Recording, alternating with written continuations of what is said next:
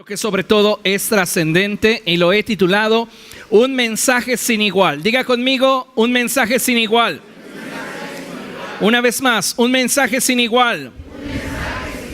Gracias, puede tomar su lugar, por favor.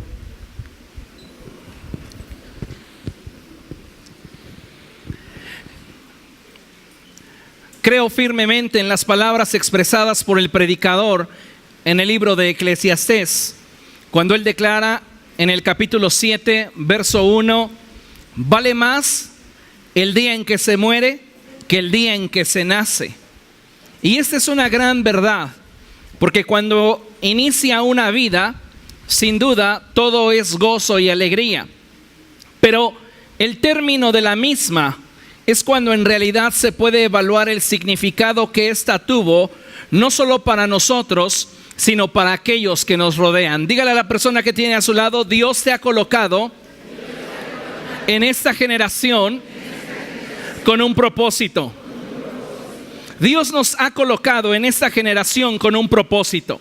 Y ese propósito es el que usted y yo podamos ser un factor de influencia a nuestra generación. El propósito de Dios al colocarnos en este tiempo es que usted y yo podamos cumplir con su voluntad en medio de esta generación que aún muchos no le conocen. Así que hemos sido colocados como esa medida de levadura en esa gran cantidad de harina hasta que toda la masa es fermentada. Hemos sido colocados en esta generación con un plan y un propósito de parte de Dios bien definido.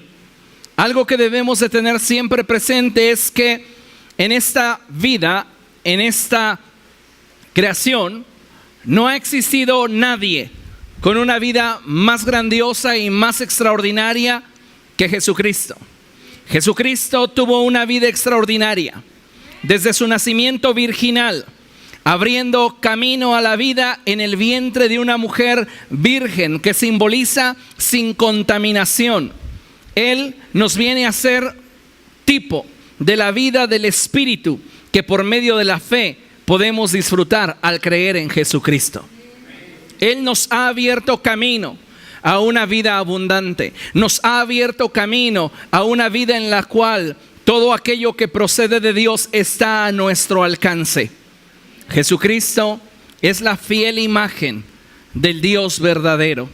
Durante su niñez, su vida fue extraordinaria.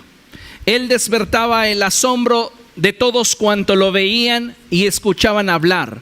Y la Biblia enfatiza, el niño crecía en estatura y en gracia delante de Dios y de los hombres.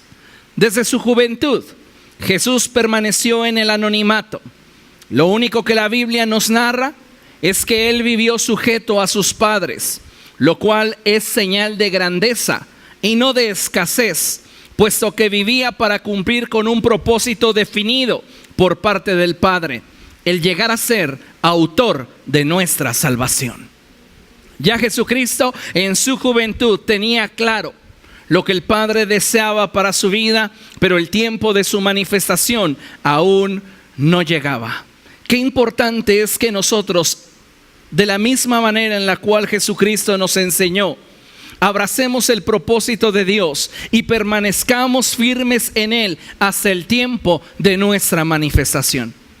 Muchas personas hoy día están esperando que el propósito de Dios se cumpla en medio de ellos, pero a causa de que no tienen la paciencia necesaria como para abrazar la voluntad de Dios y perseverar hasta que ésta sea cumplida en ellos, abandonan el propósito de Dios.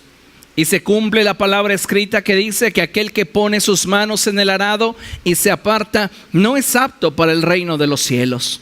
Jesucristo, sabiendo cuál era el propósito del Padre para él, conociendo cuál era la voluntad de Dios para su vida, él afirmó su rostro para caminar en el propósito del Padre para su vida. Aproximadamente a la edad de 30 años, Jesús inició su ministerio de forma pública y él comenzó a predicar acerca del reino de los cielos. No hubo otro mensaje más trascendente y más importante en los labios de Jesús, sino el mensaje del reino. Hoy la iglesia del siglo XXI debe de continuar proclamando esta misma verdad. El reino de los cielos está en medio de nosotros. Durante el ministerio de Jesús, Él mostró su extraordinaria forma de manifestar la voluntad del Padre. Él hizo a mudos hablar, a sordos oír, cojos y paralíticos andaban, ciegos miraban, muertos resucitaban. Y muchas personas que eran atormentadas por espíritus inmundos fueron liberadas de su opresión. El estándar de la vida de Cristo, la verdad, su carisma, el amor de Dios. Los niños y las multitudes se acercaban a Él porque en Él podían ver la manifestación del amor de Dios. Durante su ministerio, el Señor Jesucristo dio de comer a multitudes y escogió a 12 hombres para que caminaran con Él, mientras que Él los preparaba para perpetuar su visión. Visión que hasta el día de hoy permanece intacta en nuestros días. Jesús tuvo una vida como ninguno. La Escritura lo define como aquel que fue fiel como hijo en la casa de Dios. Cuando hablamos de Jesús, no hablamos simplemente de un maestro en Israel. Hablamos del Verbo hecho carne. Hablamos del unigénito de Dios que vino a este mundo para dar su vida por usted y por mí. Él fue extraordinario en toda la expresión de su vida y también fue extraordinario al momento de entregar su vida por cada uno de nosotros. Extraordinario no es que alguien te quite la vida. Extraordinario es que tú le entregues voluntariamente. Y Él entregó su vida voluntariamente por usted y por mí. La palabra de Dios es muy clara y la palabra nos dice: ¿quién de nosotros se atrevería a morir por un malvado? ¿Quién de nosotros se atrevería a morir por una persona que traiciona? ¿Quién de nosotros se atrevería a morir por aquella persona que ni siquiera sabe agradecer? Y eso éramos muchos de nosotros. Pero Dios demuestra su amor para con nosotros, en que siendo aún pecadores, Cristo murió por usted y por mí. A Él nadie le arrebató su vida, ni el imperio romano, ni los judíos, ni el Sanedrín, ni el sumo sacerdote le quitaron la vida. Él la entregó voluntariamente por usted y por mí. La noche anterior a su crucifixión, es decir, anoche, hace cerca de 2000 años, Jesús cenó con sus discípulos. Y esa noche instituyó así la cena del Señor. Horas más tarde, mientras que Él se encontraba con algunos de los discípulos en el huerto de los Olivos, allí llegó Judas, el traidor, y Él lo entregó en manos de hombres crueles que le desfiguraron el rostro a puñetazos. Durante la noche y la mañana, Jesús fue llevado de un lugar a otro, de Pilatos a Herodes y de Herodes a Pilatos, lastimándolo, golpeándolo, humillándolo. La palabra de Dios nos dice que mientras que Jesucristo estaba con la guardia del templo, los soldados pusieron sobre su cabeza una corona de espinas y tomaron un palo para golpearlo. Su rostro estaba completamente lastimado. Su espalda estaba herida a causa de los latigazos a los cuales había sido expuesto. Los soldados colocaron sobre su piel una capa color púrpura para burlarse de él, diciéndole: salve, oh rey de los judíos. Y tiempo después arrancaron esa capa, reabriendo nuevamente las heridas que nuestro Salvador tenía en su espalda. Finalmente, Jesús llega a Pilatos después de haber estado con Herodes, y Pilatos le dice que él puede poner en libertad al hombre que él decida. Pero Jesús le dice: tú no tienes más autoridad sobre de mí que aquella autoridad que te ha sido dada de lo alto. Pilatos, viendo la realidad de que Jesús había provocado una gran conmoción dentro de su pueblo, les pregunta: ¿a quién quieren que suelte? ¿A Jesús, quien dice ser el rey de los judíos, o a Barrabás, un asesino y revoltoso? Hoy la gente, como hace cerca de 2000 años, escoge a Barrabás, despreciando a Jesucristo. Pilatos preguntó: ¿qué es lo que quieren que haga con Jesús? Y entonces la gente enardecida comenzó a gritar: crucifícale, crucifícale. Hoy, 2000 años después, muchas personas continúan eligiendo al asesino. Muchas personas continúan escogiendo a aquel que, lejos de poderles dar una vida plena, les roba el gozo, asesina su paz, destruye sus hogares. Hoy es un buen día para que usted y yo podamos reflexionar sobre el lugar que le hemos dado a Jesucristo en nuestra vida. ¿Es para nosotros acaso Jesús solo un motivo de celebración una vez al año? ¿O es Jesucristo para nosotros una relación que disfrutamos cada día del año? Hoy debemos de tomar esa decisión y debemos de buscar esforzarnos, porque su muerte no sea en vano para cada uno de nosotros. Jesús fue sentenciado finalmente. Él debía de morir.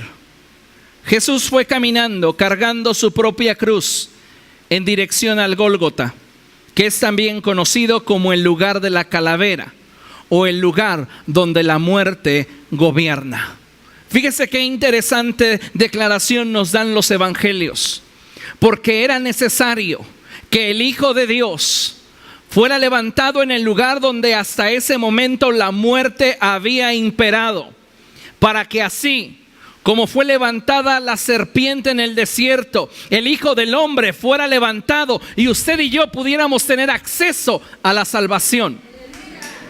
Es importante que entendamos esta verdad.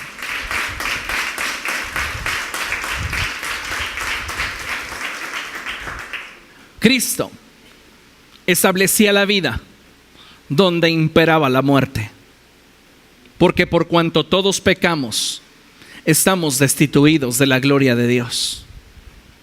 Pero también sabemos que en Cristo son hechas nuevas todas las cosas, y que en Cristo tenemos vida y vida en abundancia. Mientras que Jesús caminaba hacia el Gólgota, Él en algún momento se sintió desfallecer, y los soldados, al ver cuál era su condición, obligaron a un hombre llamado Simón de Cirene a que éste cargara la cruz. Llegaron finalmente al lugar de la calavera, y la Biblia nos narra lo que allí sucedió. Así que acompáñenme por favor al Evangelio de Juan, capítulo 19, y vamos a leer los versos del 17 al 25. Mientras que usted encuentra esta cita, vamos a leer juntos esta declaración que tenemos proyectada en nuestra pantalla. Y dice así: Jesús decidió amarnos de forma tan intensa que la huella de su pasión nada ni nadie la pudiera borrar jamás. Jesús tomó una decisión y fue amarle a usted. Con todos sus pecados, con todos sus errores, con todos sus defectos, con todas sus carencias, Jesucristo se entregó a sí mismo por usted y por mí. Fíjese lo que nos narra la palabra de Dios. Juan capítulo 19, versos del 17 en adelante. Y dice la escritura de la siguiente forma: Jesús salió cargando su propia cruz hacia el lugar de la calavera, que en arameo se llama Gólgota. Allí lo crucificaron, y con él a otros dos, uno a cada lado y Jesús en medio. Pilato mandó que se pusiera sobre la cruz un letrero en el que estuviera escrito: Jesús de Nazaret, Rey de los judíos. Muchos de los judíos lo leyeron, porque el sitio en que crucificaron a Jesús estaba cerca de la ciudad. El letrero estaba escrito en arameo, latín y griego. No escribas Rey de los judíos, protestaron ante Pilato los jefes de los sacerdotes judíos. Era él quien decía ser Rey de los judíos. Entonces Pilato contestó: lo que he escrito, escrito queda. Cuando los soldados crucificaron a Jesús, tomaron su manto y lo partieron en 4 partes. El manto de Cristo, partido en 4 partes, dando a entender de forma profética que una vez que Él ascendiera al Padre, su cobertura cubriría los 4 ángulos de la tierra. Su obra llegaría a todo hombre, en todo lugar, pueblo, lengua y nación. La obra de Cristo está al alcance de todos y cada uno de los hombres en esta tierra. Amén. Dice la palabra de Dios: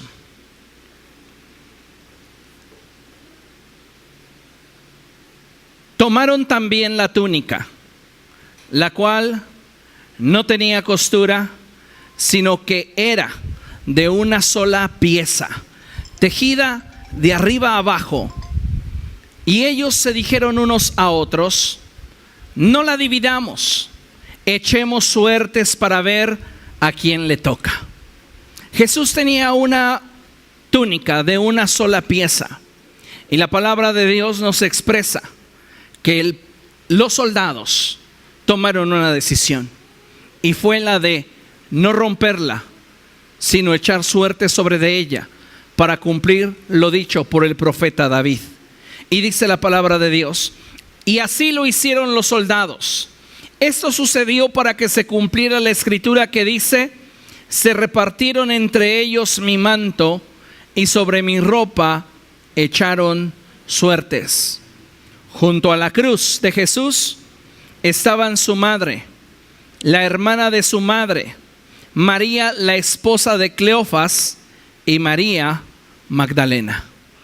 Mujeres que rodeaban al Señor, ahora teniendo un encuentro con aquel que no solo sería su maestro, sino que sería su Salvador. Estando Jesús en esa cruz, manifestó una muerte extraordinaria, y Él reservó para nosotros su legado en 7 palabras que habrían de definir nuestra visión en cuanto al significado de la muerte de Jesús por usted y por mí. Las últimas palabras de Jesús fueron, y las tenemos proyectadas ahí en la pantalla. Número 1, lo encontramos en Lucas capítulo 23, verso 34. Abra su Biblia ahí, por favor. Lucas capítulo 23, verso 34.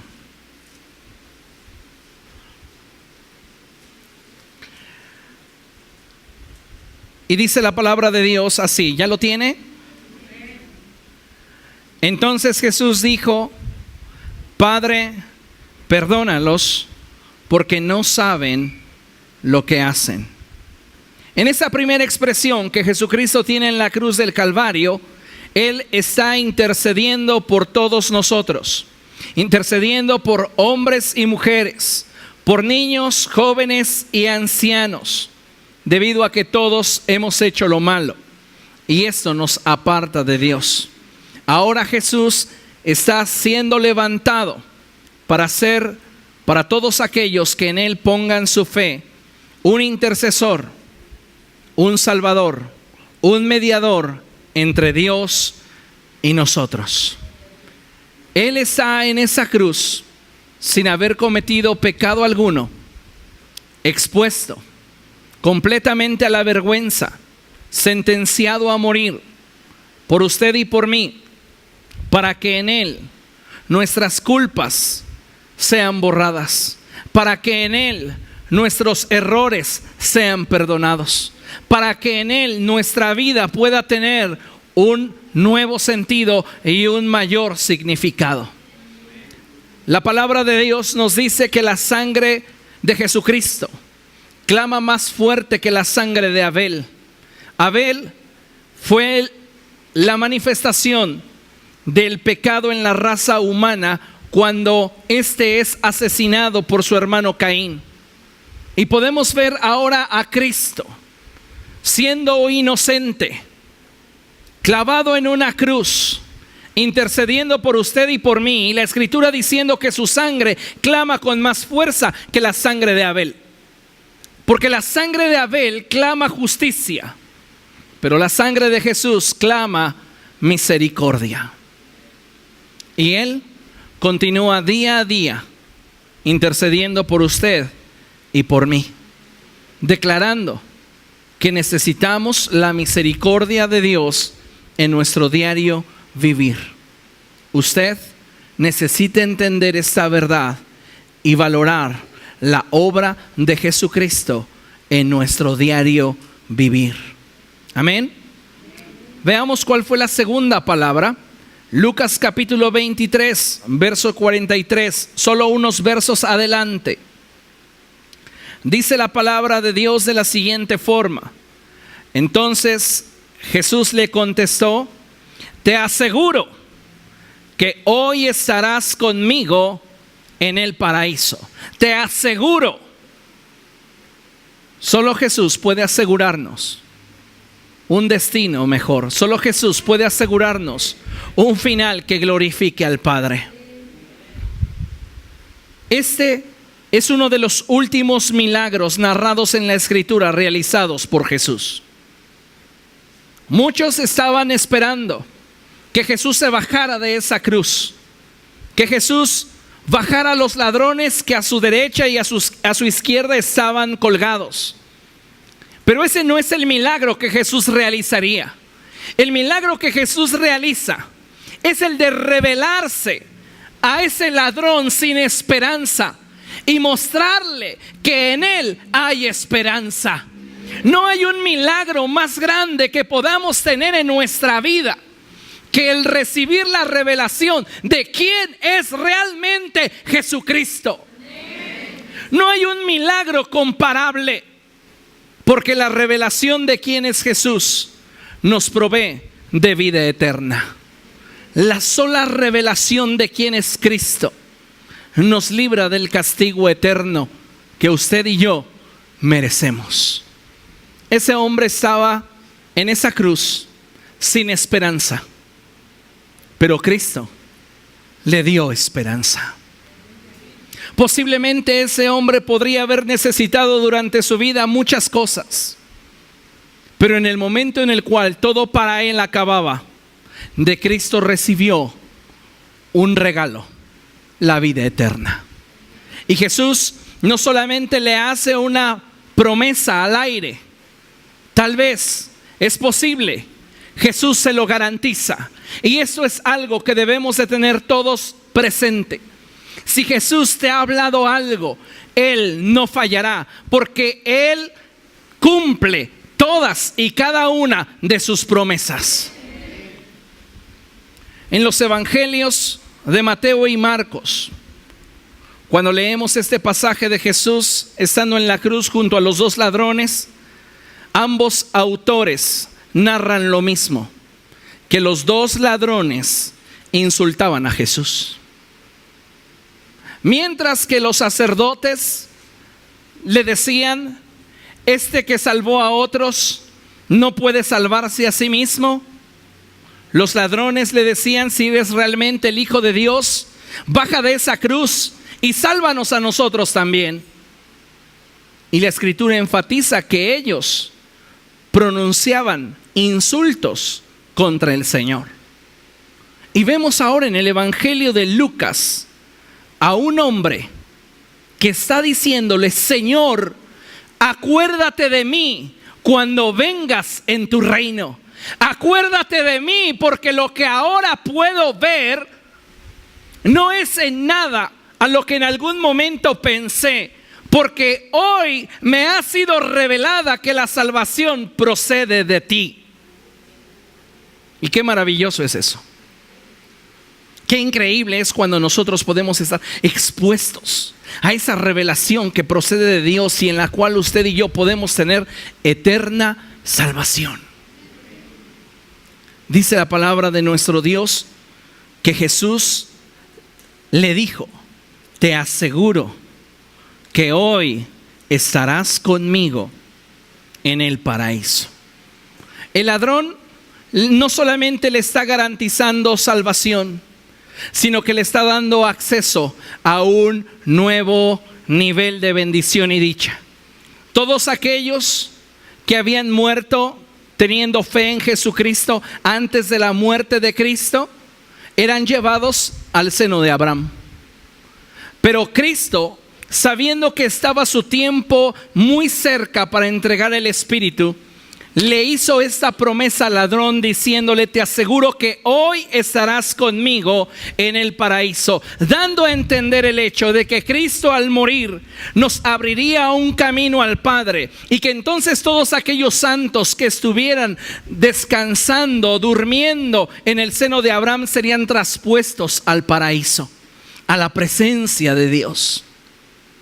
Así que podemos decir que el primer hombre en haber entrado al paraíso fue un ladrón que no tenía esperanza, un ladrón que no podía exigir para sí una bondad de parte de Dios como si sus obras fueran meritorias. Vemos a un ladrón que solo recibe gracia sobre gracia y el favor de Dios sobre su vida. Entonces veamos cuál fue la tercera declaración que Jesucristo expresó estando en esa cruz. Y abra su Biblia en Juan, Evangelio de Juan, capítulo 19.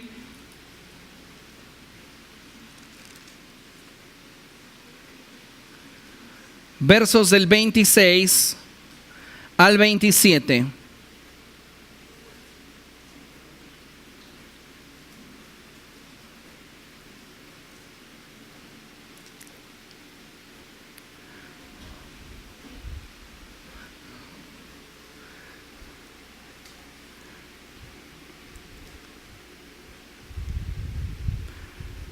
¿Lo tiene? Dice la palabra de Dios lo siguiente. Vamos a leerlo desde el verso 25. Junto a la cruz de Jesús estaban su madre, la hermana de su madre, María la esposa de Cleofas y María Magdalena. Cuando Jesús vio a su madre y a su lado al discípulo a quien él amaba, dijo a su madre: mujer, ahí tienes a tu hijo. Y luego dijo al discípulo: ahí tienes a tu madre. Y desde aquel momento ese discípulo la recibió en su casa. En esta tercera palabra encontramos algo que es muy importante para Cristo, además de su labor ministerial. Y es que para Cristo la familia tiene un valor muy importante. En esencia, muchos eruditos afirman que para ese momento María era viuda y Jesús, como hijo mayor, velaba por ella. Si alguien se encargaba de María, la madre de Jesús, era Cristo mismo. Así que él no podía terminar su obra sin confiarle a aquel que se sentía amado por él lo más valioso que él tenía en la tierra, y era su madre. ¿A quién le confiaría usted algo de gran valor? Sino solo aquel que usted sabe que podría valorarlo con la misma intensidad, con el mismo cuidado, con el mismo significado que usted le da. Qué importante, amados hermanos, es que nosotros podamos considerar lo que Cristo está haciendo en esa cruz lo que Cristo está manifestando al declarar: mujer, he ahí tu hijo, hijo, he ahí tu madre. Él no va a dejar a María a expensas de cualquier otro de sus hermanos, porque déjeme decirle que Jesús tuvo una familia grande, tenía muchos hermanos. Y una prueba de esto es lo que la Escritura nos enseña ahí en Marcos capítulo 6, verso 3. Abra su Biblia, por favor. Marcos capítulo 6.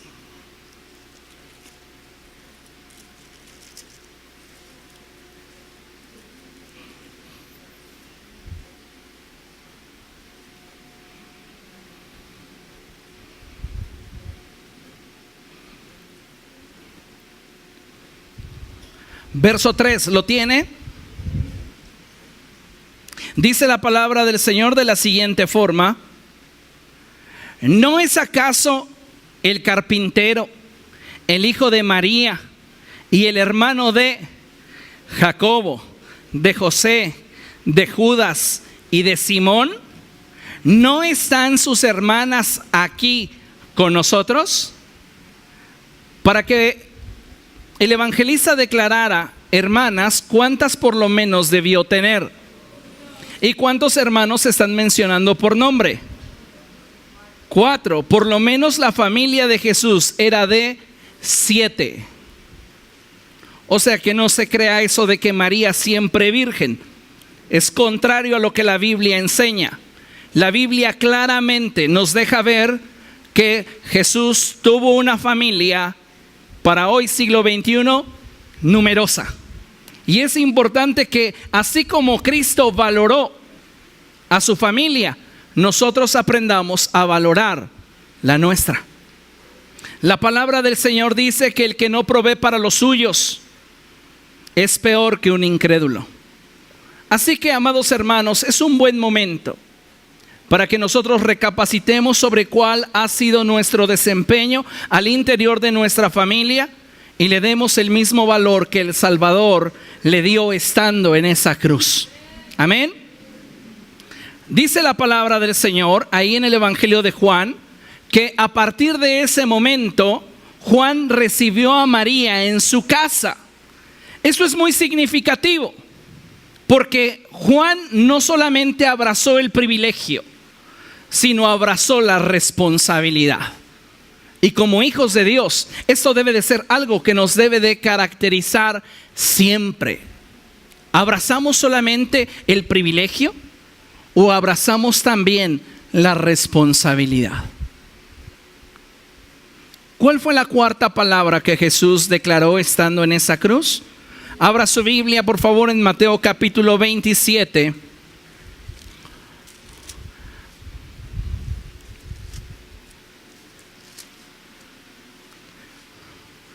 Verso 46.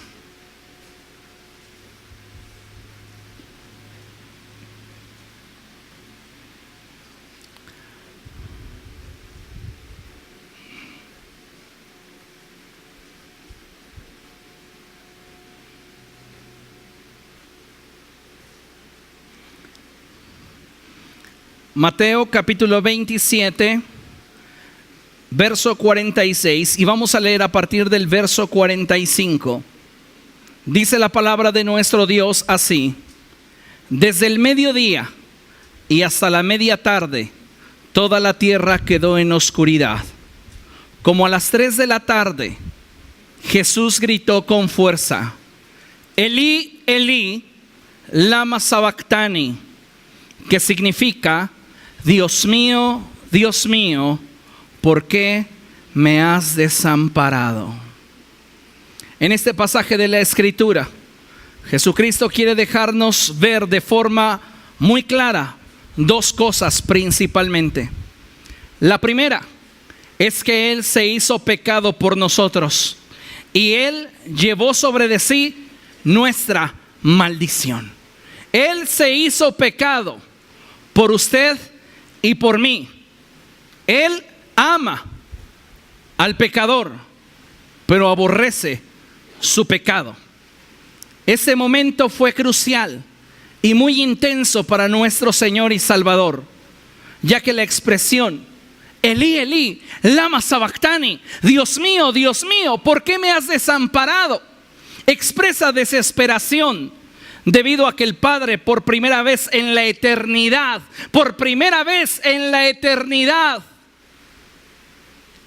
el Padre oculta su mirada del verbo de vida. Jesús había sido advertido en visiones acerca de su pasión. Cuando él estaba en el huerto, él sabía lo que le esperaba al ser crucificado. La crucifixión era una forma de tortura muy común en aquel tiempo.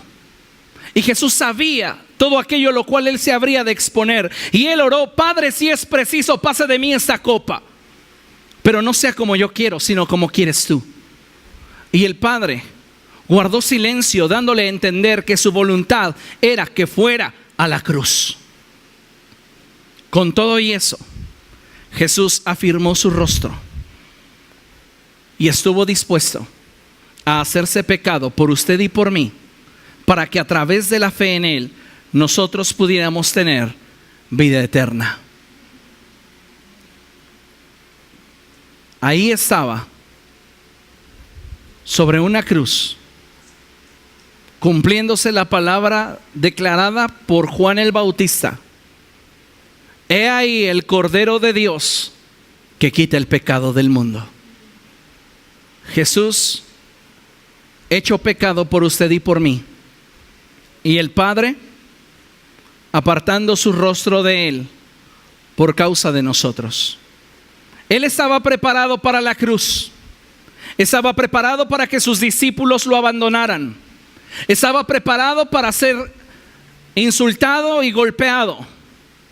Pero nunca estuvo preparado para no tener más junto a Él la presencia de Dios. Él sintió lo que era morir espiritualmente en su propio cuerpo. Sentir cómo el pecado devasta y te aparta de Dios.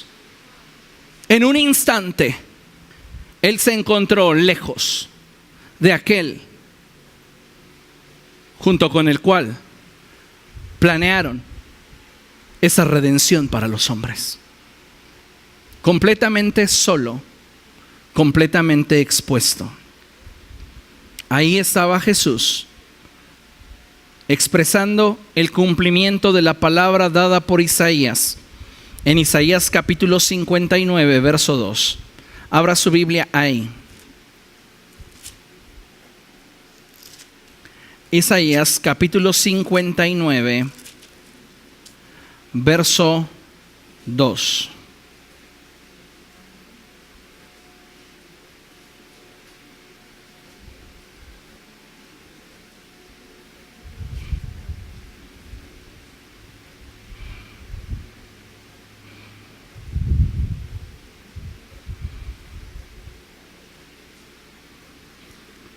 Dice la palabra de nuestro Dios: son las iniquidades de ustedes las que los separan de su Dios. Son estos pecados los que lo llevan a ocultar su rostro para no escuchar. Nuestra iniquidad vino sobre de Cristo, nuestra maldad. Y entonces el Padre tuvo que ocultar su rostro para no verlo más, porque el pecado que había sobre Cristo era el pecado de todos nosotros. Nuestra maldad, nuestra iniquidad sobre de Jesús. Entonces Él expresó una quinta palabra, y esa palabra es: tengo sed.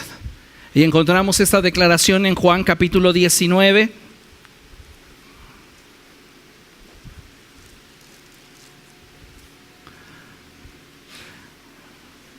verso 28.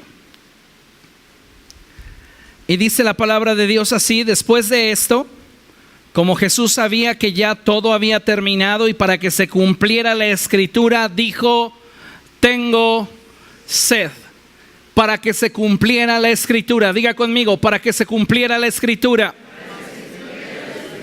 La muerte de Cristo es un acto extraordinario, porque no simplemente está haciendo las cosas para que, de acuerdo a las circunstancias, el propósito de Dios se pueda dar. Él está provocando que la Escritura se cumpla.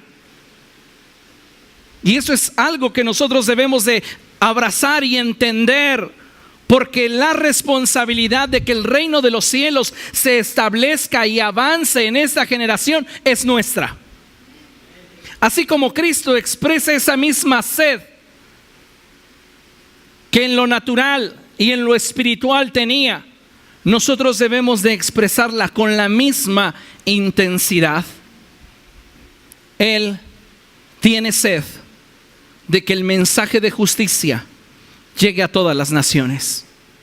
Jesús está expresando una necesidad, y es el que la humanidad sea salva.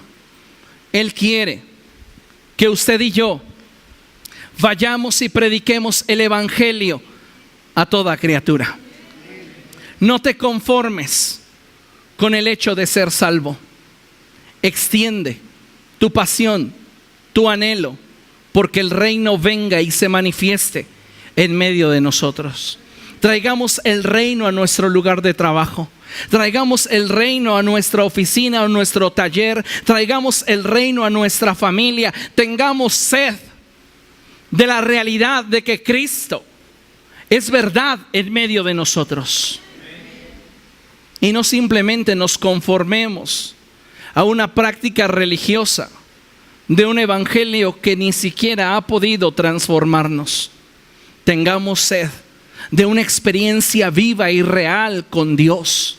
Tengamos sed de caminar consagrándonos y santificándonos para Él.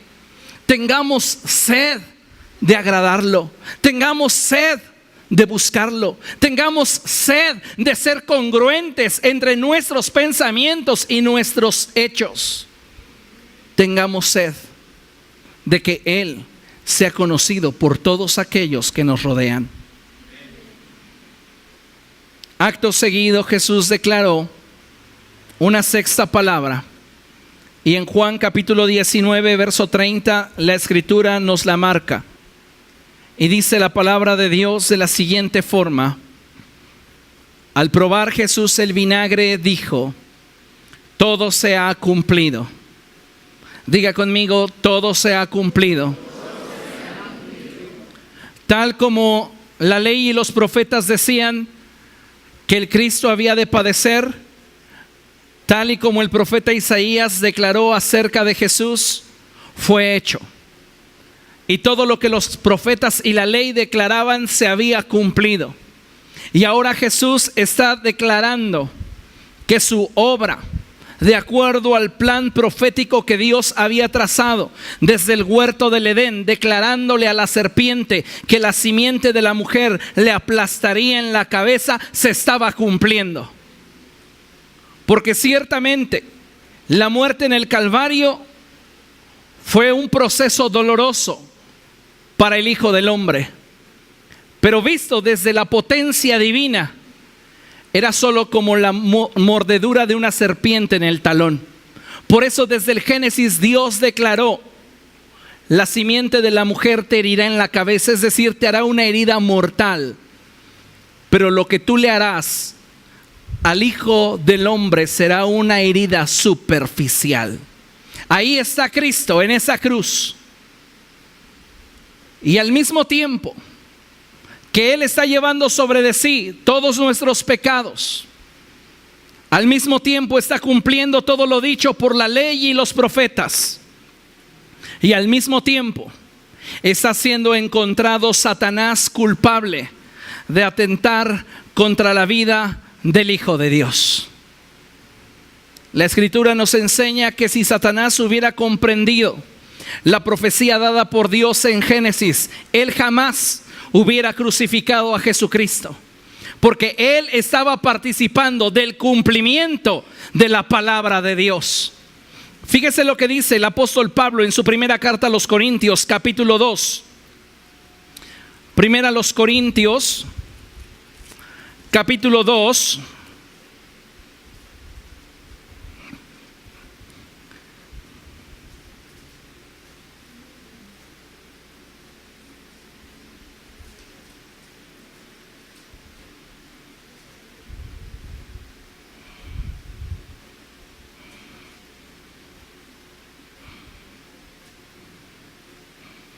Versos del 7 al 9.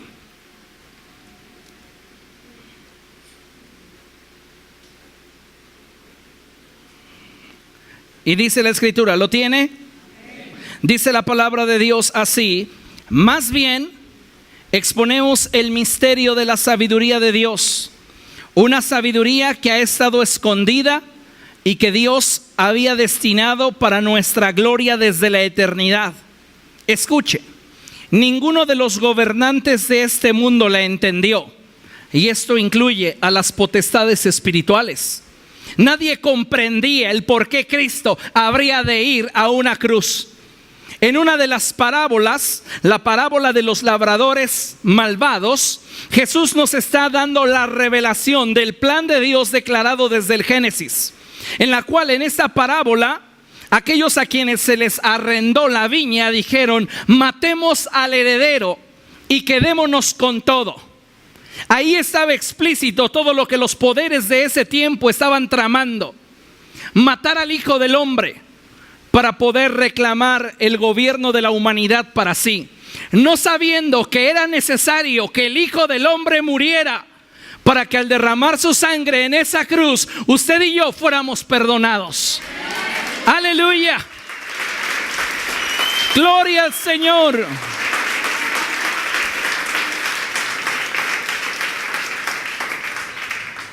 Y dice la palabra de Dios: ninguno de los gobernantes de este mundo la entendió. Subraye lo siguiente: porque de haberla entendido, no habrían crucificado al Señor de la gloria. Aleluya. Sin embargo, como está escrito, ningún ojo ha visto, ningún oído ha escuchado, ninguna mente humana ha concebido lo que Dios ha preparado para quienes lo aman. Maravilloso es nuestro Dios. Estando en esta posición en la cual Cristo declara que todo el plan profético de Dios ha llegado a su cumplimiento, es que entonces Él entrega su vida por usted y por mí. Él la pone sobre el altar y Él tiene potestad para volverla a tomar, porque esa fue la orden que recibió del Padre. Y Él en Lucas capítulo 23, verso 46, hace su última declaración estando allí en esa cruz en el Calvario. Lucas capítulo 23, verso 46.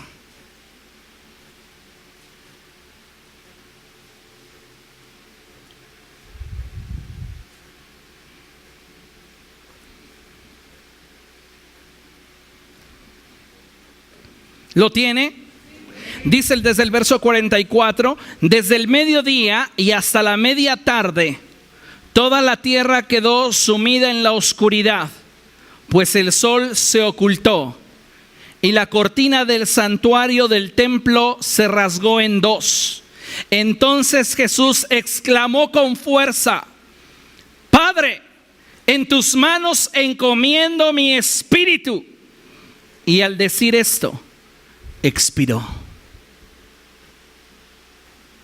Jesús entregó su vida por usted y por mí.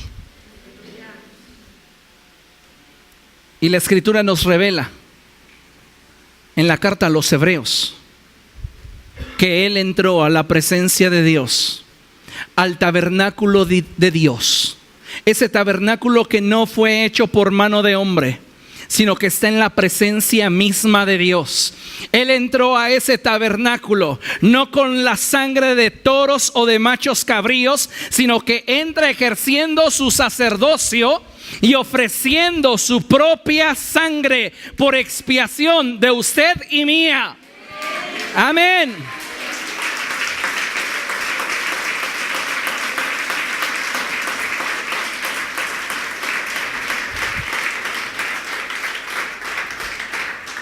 Él, en esta porción, nos deja ver claramente lo que debe de ser el todo para el hombre. Y el todo para usted y para mí debe de ser aprender a confiar en Dios. Jesús, durante toda su vida, dio ejemplo de depender absolutamente del Padre. Pero en este momento, Él depositaba su vida en las manos de aquel que lo habría de resucitar 3 días después. ¿Qué área de su vida aún no la ha depositado en las manos de Dios? ¿Qué área de su vida aún no le ha confiado por completo a aquel que tiene poder para guardar lo que usted deposite en sus manos hasta aquel día? Jesús sabía que ahora enfrentaría la muerte y que la señal del profeta Jonás se cumpliría en él. Porque así como el profeta Jonás estuvo 3 días y 3 noches en aquel vientre del gran pez, así también Jesús estaría en el sepulcro por 3 días y 3 noches. Iglesia, aprendamos a valorar lo que Cristo ha hecho por usted y por mí. Hoy no es simplemente un día en el cual recordamos la pasión de Jesús, sino es un día en el cual con gozo, con alegría, con gratitud, venimos ante su presencia reconociendo que gracias a ese sacrificio usted y yo hoy tenemos libre acceso a la presencia de Dios. Ninguna religión puede darnos acceso a su presencia. Ningún nivel académico en cuanto a estudio o desarrollo personal. La moralidad no nos puede dar acceso a su presencia. Por eso Jesús declaró: yo soy el camino, la verdad y la vida. Y nadie viene al Padre si no es por mí. Este es un buen día para que usted y yo podamos abrazar una nueva relación con Jesús. Un nuevo nivel de entrega, un nuevo nivel de pasión, un nuevo nivel de entendimiento acerca de lo que Él hizo por cada uno de nosotros en esa cruz. En Marcos capítulo 15, versos 37 al 39, leemos lo que tenemos proyectado en la pantalla y con ello concluimos. Dice la escritura así: entonces Jesús, lanzando un fuerte grito, expiró. La cortina del santuario del templo se rasgó en 2 de arriba abajo. Y el centurión que estaba frente a Jesús, al oír el grito y ver cómo murió, dijo: verdaderamente este hombre era el Hijo de Dios. Para muchos, en esa cruz estaba un charlatán. Para otros, solo un revolucionario. Para otros más, un libre pensador. Pero para aquellos que esperaban la redención de Dios, ahí estaba el Salvador. Qué maravillosa gracia fue derramada sobre ese lugar cuando Jesús entregó su espíritu. Que ese centurión pudo caer en la convicción en la cual cayó el ladrón. Este hombre no es cualquier hombre. Este hombre verdaderamente era el Hijo de Dios. Nosotros tenemos hoy un gran privilegio, y es el de poder tener una relación con Jesús. Yo no sé hasta este momento cómo ha sido su relación con Cristo. Tal vez usted ha estado practicando una religión ya por mucho tiempo, pero no ha tenido una relación con Jesús. Hoy quiero invitarle a que haga a un lado sus pensamientos del por qué se le quiere cambiar de religión o el por qué se le quiere enseñar a hacer las cosas de diferente forma, si de sus padres usted fue enseñado de una u otra manera. Hagamos a un lado esa forma de pensamiento y hoy abramos nuestra mente a una relación con el Dios vivo y verdadero por medio de Jesucristo. No te estoy hablando de una religión, te estoy hablando del Hijo de Dios. Te estoy hablando del Verbo humanado. Te estoy hablando de aquel que se entregó por ti y por mí para perdón de nuestros pecados. Hoy, así como el pueblo de Israel pudo escoger, tú puedes elegir.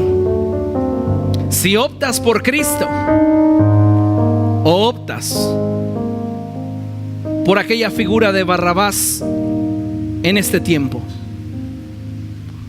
O elegimos al dador de vida, o le damos la espalda, o nos comprometemos fielmente con Él, o no. ¿Qué decidirás tú? Que nuestra respuesta no esté basada en nuestras emociones, sino en la convicción que hubo en ese ladrón y que hubo en ese centurión. Que tú y yo podamos ver mucho más allá que un simple maestro Galileo que caminó por esa tierra y que enseñó a sus discípulos acerca de las bienaventuranzas. Veamos al Hijo de Dios que vino a este mundo para entregar su vida por aquellos que no tenían esperanza. Veamos al Verbo de Dios sujeto a impiedad y maltrato para que nosotros no tuviéramos que pagar el precio. Vengamos a Él confiadamente. Amén. Póngase de pie.